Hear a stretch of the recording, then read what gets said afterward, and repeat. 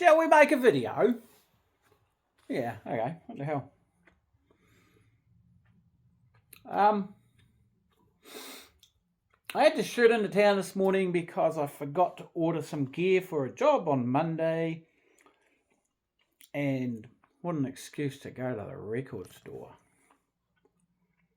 Ha ha ha.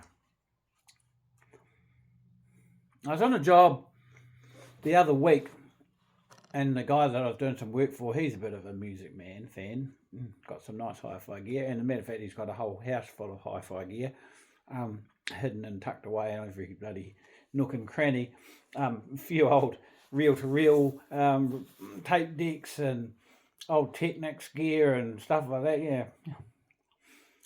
And he told me that there was a little hi-fi repair shop, hi-fi second-hand shop down in Sydenham in town, right next to a mall that I go to quite a bit with my wife for cups of coffee and movies sometimes.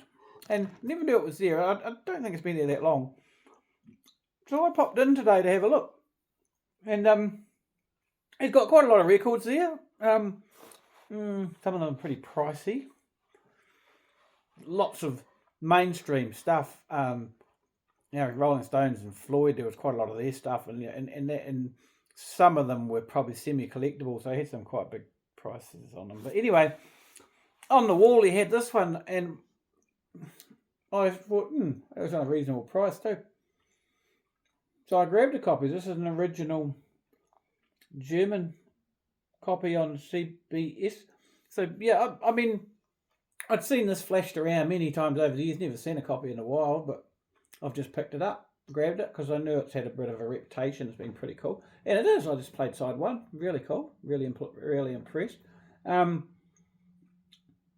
band were formed in the mid-60s, and they disbanded originally in 1983 when the lead guitarist and singer and main songwriter on this album died of results of electrocution that he received on stage in 1975, and it did a fair bit of damage to him. He limped on for another 8 years, and unfortunately passed away in 1983. And then the band split for a while, and then they got back together. That was the man there, Bruno Frenzel. None of these guys were the original members of the band that formed in the 60s, and it was one of those bands that that continued on. It's still kind of practically going today, over many years, and being formed and reformed by earlier members, but not original members. A bit like I don't know, what was it? Gong and Soft Machine, a bit like that. Anyway. Good score, really pleased to have it. And before that, I'd been to Penny Lane, and I'd been thinking a while back there was a compilation on one of the uncut magazines that Lynn got in from the library, and it was dedicated to Robert Plant and a lot of his solo stuff. Now, I've only got one Robert Plant solo record, or had, and I've got both of the ones he did with Alison Krauss, which are just awesome. The new one, Saving Grace, I ordered it through Fishpond, and they turned around and said they couldn't source it from the supplier, so they gave me a refund, so that's really pissed me off. Been streaming it, and it's a really good LP. I mean, it is really good.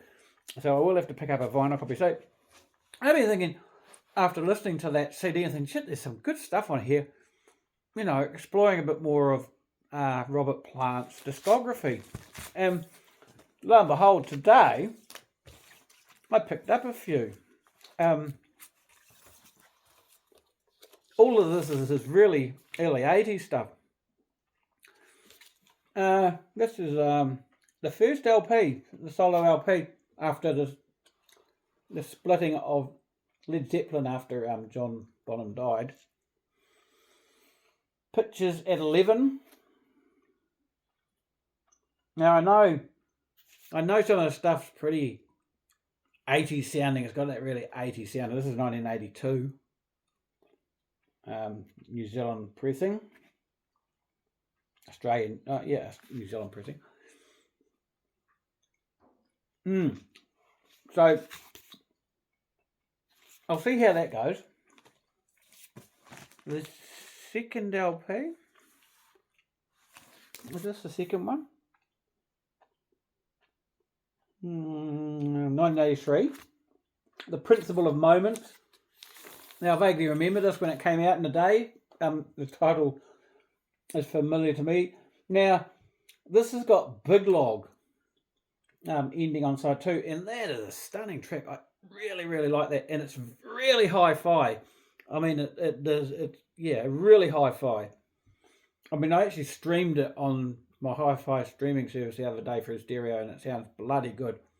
I'm not sure what the rest of it's going to be like, but that is a fantastic song. And you know, when you listen to this and you realise, because the last Led Zeppelin LP, Jimmy Page was pretty much fucked. In the real and big time in the throes of his heroin addiction, and it was Robert Plant who really took the lead on the last LP, and I guess wrote a lot of the songs. And you can see that when you listen to this sort of stuff, or especially that Big Log song, and you can get it. That's where he wanted the band to go if they'd stayed together. So that is the second LP that he released, and then I got the third one. Now these are pretty cheap. I mean, I guess they're not rare at all, are they? Really? I mean, this is I think it's a US pressing, and this 1985. Not sure if I know any of the songs on this one, but we'll find out when I listen to it. And then last one I got today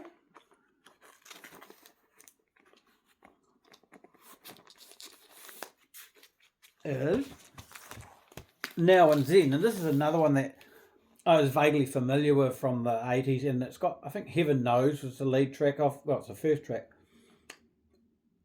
Was a song that got a fair bit of airplay back in the day. I'm pretty sure I'll know that one. Maybe Ship of Fools on side 2.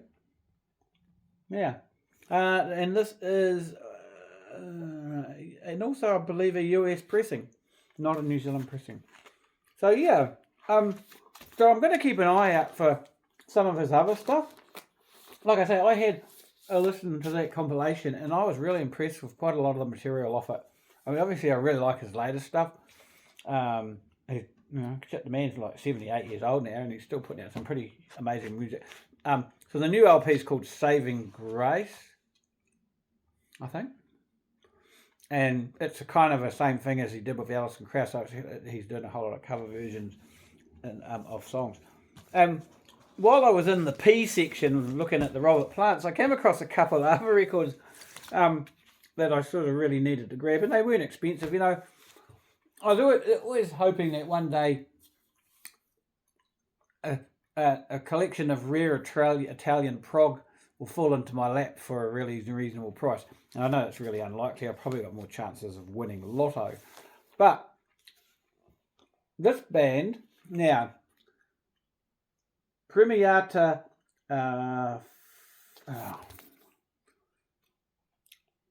Funeria Marconi, or FMP for short. I shown one of their LPs I picked up in Australia 18 months ago. That was their second LP, I think. This is the one that came out after that. And I quite enjoy this band. They run a label called Manticore Records. And these are original pressings. They go for really cheap. They're not expensive collectibles, but they're a great band. I think I was impressed with their last LP, so I picked these ones up. So I got that one.